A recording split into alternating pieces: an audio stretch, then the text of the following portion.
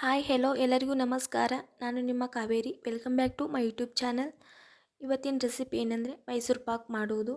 ಯಾವ ರೀತಿ ಮಾಡೋಣ ಅಂತ ಈ ವಿಡಿಯೋದಲ್ಲಿ ನೋಡೋಣ ಬನ್ನಿ. ಈ ವಿಡಿಯೋನ ಸ್ಕಿಪ್ ಮಾಡದೆ ಕೊನೆವರೆಗೂ ನೋಡಿ. ಮೊದಲನೇದಾಗಿ ನಾನಿಲ್ಲಿ ಒಂದು ಬೌಲ್ನ ತೊಗೊಂಡಿದ್ದೀನಿ. ಅದಕ್ಕೆ 1 ಕಪ್ ತೊಗೊಂಡಿರೋ ಕಡಲೆ ಹಿಟ್ಟನ್ನ ಹಾಕಿದ್ದೀನಿ. ಅದಕ್ಕೆ 3/4 ಕಪ್ ಆಗುವಷ್ಟು ತುಪ್ಪದಲ್ಲಿ ಅದನ್ನು ಮಿಕ್ಸ್ ಮಾಡಿದ್ದೀನಿ. ಈ ರೀತಿ ಮಿಕ್ಸ್ ಮಾಡಿ ನಾವು ಪಾಕಕ್ಕೆ ಹಾಕೋದ್ರಿಂದ ಯಾವುದೇ ರೀತಿ ಗಂಟಾಗೋದಿಲ್ಲ. ಇವಾಗ ನಾನು ಸ್ಟವ್ನ ಆನ್ ಮಾಡಿ ಒಂದು ಬಾಣಲಿನ ಇಟ್ಕೊಂಡು ಅದು ಬಿಸಿ ಆದಮೇಲೆ 1 ಕಪ್ ಸಕ್ಕರೆಗೆ 3/4 ಕಪ್ಪಷ್ಟು ನೀರನ್ನ ಹಾಕಿ ಅದನ್ನ ನಾನು ಪಾಕನ್ನು ತೊಗೊಳ್ತಾ ಇದ್ದೀನಿ. ಯಾವ ರೀತಿ ಪಾಕ ತೊಗೋತಿದ್ದೀನಿ ಅಂತ ನೀವು ಮುಂದೆ ನೋಡಿ.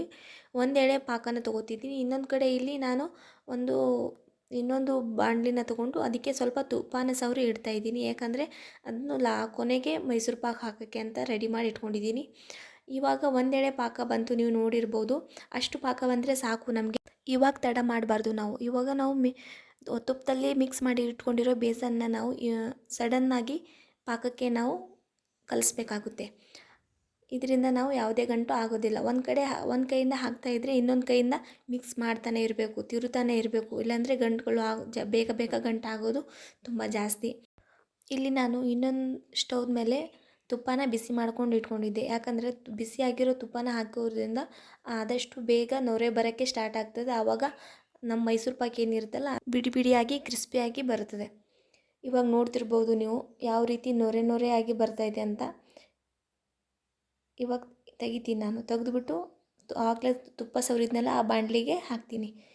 ಇವಾಗ ಏನು ಮಾಡ್ತೀನಿ ಅಂದರೆ ನಾನು ತುಂಬ ರಫಾಗಿ ಮೇಲೆ ಇದು ಮಾಡೋದಿಲ್ಲ, ಸುಮ್ಮನೆ ಮೇಲೇ ಸ್ಪೂನ ಆಡಿಸ್ತೀನಿ. ತುಂಬ ಗಟ್ಟಿಯಾಗಿ ಮಾಡೋದ್ರಿಂದ ಅಂಟ್ಕೊಂಡು ಬಿಡುತ್ತೆ, ನೊರೆಯಾಗಿ ಬರೋದಿಲ್ಲ ಎಂಡಿಗೆ ಮೈಸೂರು ಪಾಕು.